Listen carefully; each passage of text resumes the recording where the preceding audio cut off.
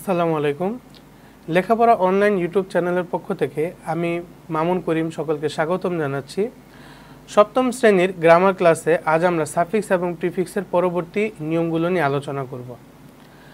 আশা করি আমাদের প্রত্যেকটি ভিডিও তোমরা ধারাবাহিকভাবে দেখছো এবং সেই অনুযায়ী ভাষা পড়ার চেষ্টা করছো। আমাদের প্রতিটি ভিডিওর মাধ্যমে আমাদের এই প্রচেষ্টা থাকে যাতে করে তোমরা তোমাদের সিলেবাসের পড়াগুলো কমপ্লিট করতে পারো এবং সেই অনুযায়ী পরীক্ষার প্রস্তুতি নিতে পারো। সাফিক্স এবং প্রিফিক্স অনেক সময় আমাদের সিলেবাসে থাকে অথবা না থাকে, কারণ ক্লাস 6 এবং 7-এর ক্ষেত্রে আমাদের বোর্ড পরীক্ষা থাকে না। সেক্ষেত্রে বিভিন্ন স্কুলের সিলেবাসে সাফিক্স প্রিফিক্স থাকে আবার নাও থাকতে পারে। থাকুক বা না থাকুক, আমাদের যেহেতু স্কুল কলেজ বন্ধ, মহামারীর কারণে আমাদের শিক্ষা প্রতিষ্ঠানগুলো বন্ধ আছে, সেক্ষেত্রে আমাদের অতিরিক্ত বা বাড়তি কিছু শিখতে কোনো অসুবিধা নেই। আমরা যদি আগে থেকে শিখে রাখি, পরবর্তী ক্লাসে অর্থাৎ জিএসসিতে এবং এসএসসিতে আমরা সাফিক্স এবং প্রিফিক্স পাবো। সেক্ষেত্রে আমাদের আগে থেকে ধারণা থাকলে, জানা থাকলে আমাদের উপকৃত হব, আমাদের ভালো হবে। এজন্য আমাদের অবশ্যই সাফিক্স এবং প্রিফিক্স সম্পর্কে জানতে হবে। এবং আমাদের ভিডিওগুলোর প্রচেষ্টা এটাই থাকে যাতে তোমাদের সিলেবাসগুলো কমপ্লিট করতে পারে এবং সেই অনুযায়ী তোমরা বাসায় পড়াশোনা করতে পারো।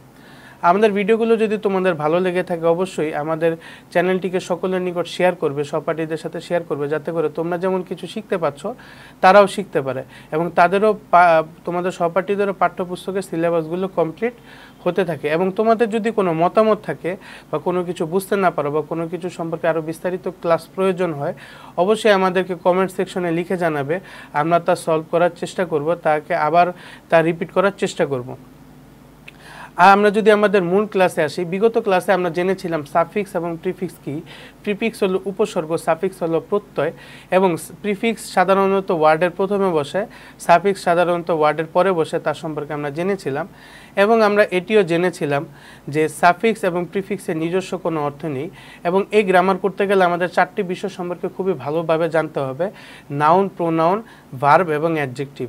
এই 4টি বিষয় সম্পর্কে যদি ভালোভাবে আমরা না জানি, অথবা এই 4টি রিলেটেড যে গ্রামারগুলো আছে, যেমন নাউন প্রোনাউন সম্পর্কে আমরা জেনেছিলাম পার্টস অফ স্পিচের ক্লাসে, ভার্ব সম্পর্কে আমরা জেনেছিলাম হলো রাইট ফর্ম অফ ভার্বসের ক্লাসে, অ্যাডজেক্টিভ সম্পর্কে আমরা জেনেছিলাম হলো ট্রান্সফরমেশন অফ সেন্টেন্সের ক্লাসগুলোর মধ্যে, যে আমরা ডিগ্রি ক্লাসগুলো নিয়েছি সেই সকল ক্লাসে, এবং আমরা প্রিপোজিশন সম্পর্কে জেনেছিলাম বিগত কয়েকটি ক্লাসের মধ্যে।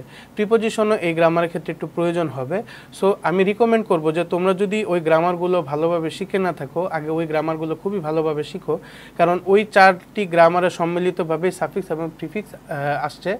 আজ থেকে প্রায় 8-10 বছর আগেও এই গ্রামার সম্পর্কে আমাদেরকে কিছু শেখানো হতো না, কিন্তু এই গ্রামারটিকে নতুনভাবে আমাদের কাছে ইন্ট্রোডিউস করা হয়েছে, তাই অনেকে এই বিষয়ে সম্পূর্ণ ভালোভাবে ধারণা দিতে পারে না।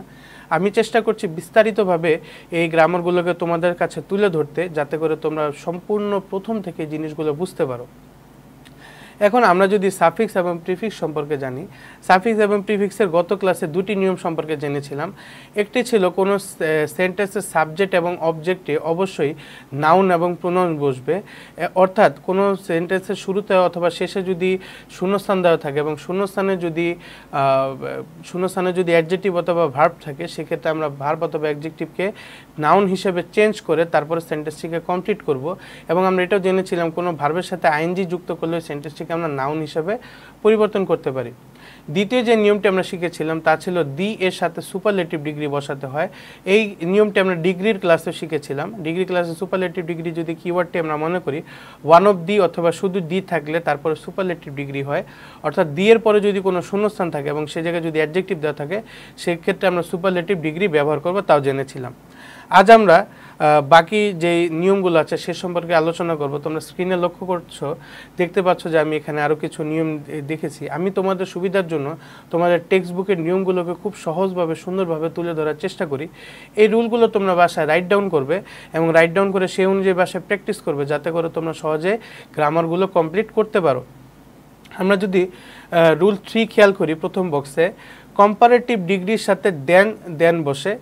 সো এই নিয়মটিও ঠিক ডিগ্রির ক্ষেত্রে এসেছিল। আমরা যদি ডিগ্রি ক্লাসটি মনে করি, আমরা 3 ধরনের ডিগ্রি দেখেছিলাম: পজিটিভ, কম্পারেটিভ, সুপারলেটিভ। পজিটিভ ডিগ্রির ক্ষেত্রে কিওয়ার্ড ছিল হলো ভেরি ফিউ অথবা নো আদার। আর যদি কম্পারেটিভ মনে করি, কম্পারেটিভ ডিগ্রি ক্ষেত্রে কিওয়ার্ড ছিল দেন মোস্ট আদার অথবা দেন অল আদার। সো এখানে দেওয়া আছে কম্পারেটিভ ডিগ্রির পরে দেন বসবে। যদি আমরা এক্সাম্পলগুলো খেয়াল করি, কম্পারেটিভ ডিগ্রির পরে দেন বসতে হবে, কারণ কম্পারেটিভ ডিগ্রিটি আসছে কম্পেয়ার শব্দ থেকে।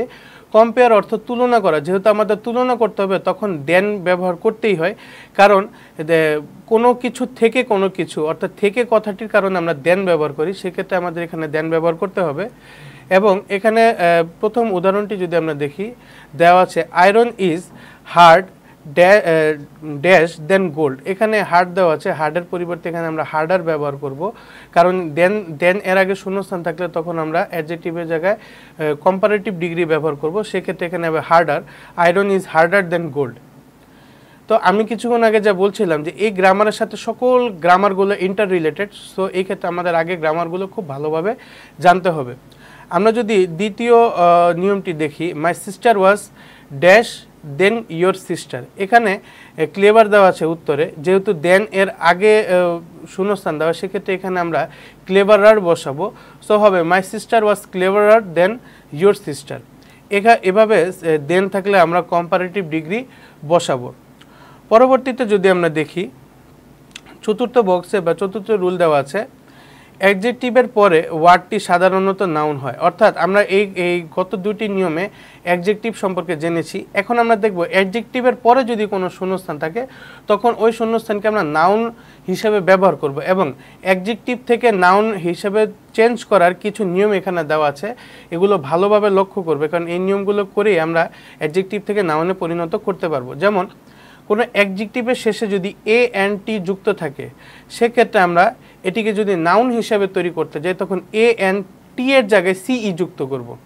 ভালোভাবে খেয়াল করো, এ এন টি থাকলে ওদিকে এ এন ঠিক থাকবে, কিন্তু টি এর পরিবর্তে আমরা সিই যুক্ত করব। যদি উদাহরণগুলো খেয়াল করি, ইম্পর্ট্যান্ট, এখানে ইম্পোর্ট এর সাথে এ এন টি যুক্ত করা হয়েছে। সো এ এন টির পরিবর্তে আমরা যদি টি এর পরিবর্তে সি যুক্ত করি তখন ওই ওয়ার্ডটি নাউন হয়ে যাবে। ইম্পর্টেন্টকে নাউন করতে গেলে লিখতে হবে ইম্পর্টেন্স, এই টি এর পরিবর্তে সিই বসেছে।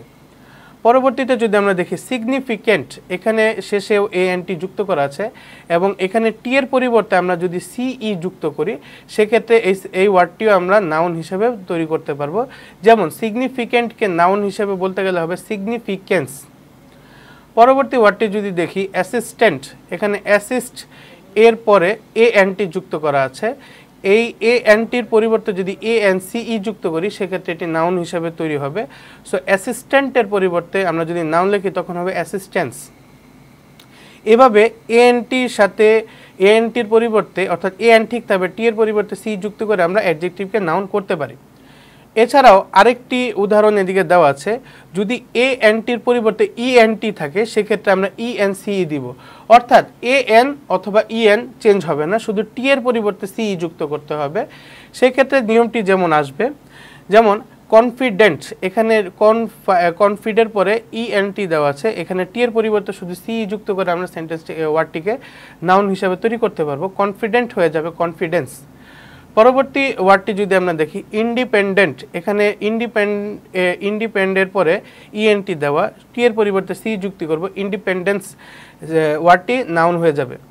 পরবর্তী ওয়ার্ডটি যদি আমরা দেখি ইন্টেলিজেন্ট, এখানে ইন্টেলিজেন্ট এখানেও ইএনটি দেওয়া আছে, এদিকে যদি আমরা টি এর পরিবর্তে সি যুক্ত করি হয়ে যাবে ইন্টেলিজেন্স। অর্থাৎ আমরা আজ অ্যাডজেক্টিভ থেকে নাউনে পরিণত করার দুটি নিয়ম শিখলাম। যখন ইএনটি থাকবে তখন ইএনসিই বসাবো, যদি এএনটি থাকে তাহলে এএনসিই বসাবো। অর্থাৎ শুধু টি এর পরিবর্তে সিই যুক্ত করে আমরা অ্যাডজেক্টিভকে নাউনে পরিণত করতে পারবো। এভাবে আমরা যদি অ্যাডজেক্টিভের পরে কোনো ওয়ার্ড দেখি, অর্থাৎ কোনো সেন্টেন্সে যদি অ্যাডজেক্টিভের পরে কোনো ওয়ার্ড থাকে সেক্ষেত্রে আমরা এখানে আমরা নাউন বসাবো। যদি শূন্যস্থানে উত্তরে অ্যাডজেক্টিভও দেওয়া থাকে আমরা অ্যাডজেক্টিভকে নাউন হিসেবে পরিবর্তন করে বসাবো, এদিকে আমরা খেয়াল রাখবো। পরবর্তী দুটি নিয়মে আমরা ভার্ব সম্পর্কে জানবো। অর্থাৎ এই প্রথম নিয়মটি বাদে দ্বিতীয়, তৃতীয় এবং চতুর্থ নিয়মে যেমন আমরা অ্যাডজেক্টিভ সম্পর্কে জেনেছি কিভাবে অ্যাডজেক্টিভ ব্যবহার করতে হয়, ঠিক এখন আমরা ভার্ব সম্পর্কে জানবো কিভাবে একটি সেন্টেন্সে ভার্বগুলো কাজ করে। পরবর্তী যে দুটি নিয়ম আমরা দেখছি, পঞ্চম রুলে দেওয়া আছে two be verb plus V3, অর্থাৎ to have plus verb plus V3 অর্থাৎ কোনো জায়গায় যদি হ্যাভ ভার্ব থাকে এবং হ্যাভের পরে যদি ভার্ব থাকে সেক্ষেত্রে ভার্বের আমরা পাস্ট পার্টিসিপল ফর্ম বসাবো। যদি আমরা রাইট ফর্ম অফ ভার্বসের নিয়মগুলো একটু মনে করি, রাইট ফর্ম অফ ভার্বসে আমরা শিখেছিলাম যে হ্যাভ, হ্যাজ অথবা হ্যাড এই তিনটি ভার্বের পরে যদি কোনো তিনটি অক্সিলারি ভার্বের পরে যদি কোনো প্রিন্সিপাল ভার্ব থাকে সেক্ষেত্রে ভার্বটি পাস্ট পার্টিসিপল ফর্মে রূপান্তর করতে হবে। ঠিক ওই নিয়মটি এখানে দেওয়া হয়েছে। এজন্য আমি তোমাদের বারবার রিকমেন্ড করছি যে যদি এই গ্রামারগুলো তোমাদের শিখতে হয় তাহলে প্রথমের ভিডিওগুলো খুব ভালোভাবে দেখতে হবে এবং ভাষা চর্চা করতে হবে। ভার্ব এবং অ্যাডজেক্টিভের ব্যবহার ছাড়া এই গ্রামারটি তোমরা ভালোভাবে বুঝতে পারবা না। পরবর্তী যদি আমরা দেখি, আমরা নিয়মগুলো যদি ফলো করি এবং এক্সাম্পলগুলো দেখি, এখানে দেওয়া আছে you have dash my financial problem. এখানে উত্তর দেওয়া আছে সলভ। সলভের পরিবর্তে আমরা এখানে লিখব সলভড, কারণ যেহেতু হ্যাভ দেওয়া আছে হ্যাভের পরে সলভকে আমরা সলভড হিসেবে লিখব। সো সেন্টেন্সটি হবে you have solved my financial problems. পরবর্তীতে যদি দেখি who have dash the saplings in the middle of the way.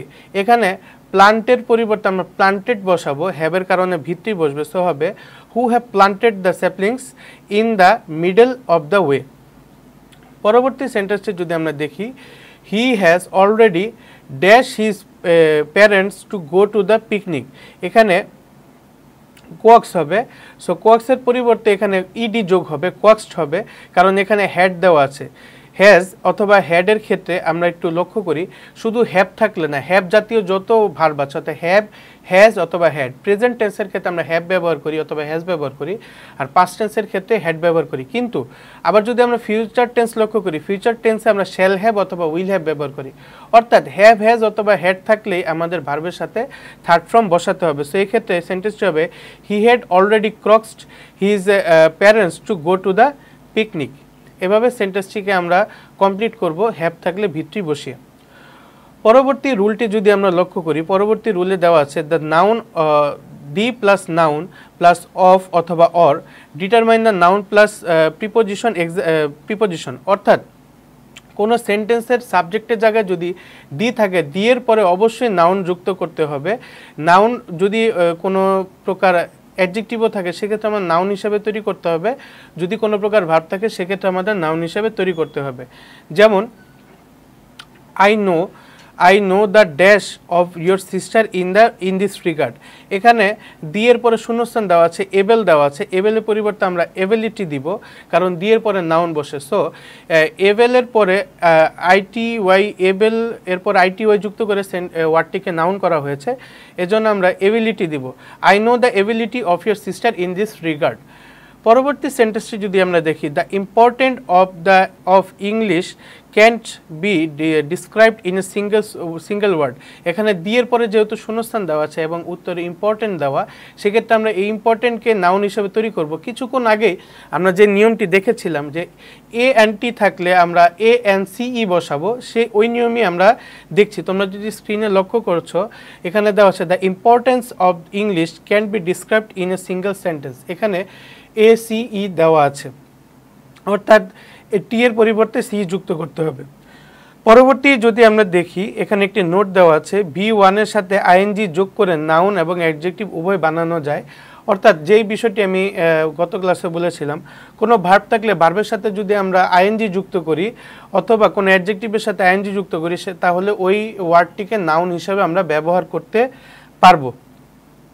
আশা করি আজকের 4টি নিয়ম সম্পর্কে তুমি ভালোভাবে দেখেছো ক্লাসগুলো এবং সেই অনুযায়ী তোমাদের ভালো ধারণা হয়েছে। যদি আমাদের ক্লাসগুলো ভালো লেগে থাকে অবশ্যই লাইক বাটনে ক্লিক করবে এবং তোমাদের সহপাঠীদের সাথে শেয়ার করবে, কারণ তোমরা যেমন আমাদের ক্লাসগুলো দেখে শিখতে পারছো ঠিক একইভাবে তোমাদের সহপাঠীরাও শিখতে পারবে।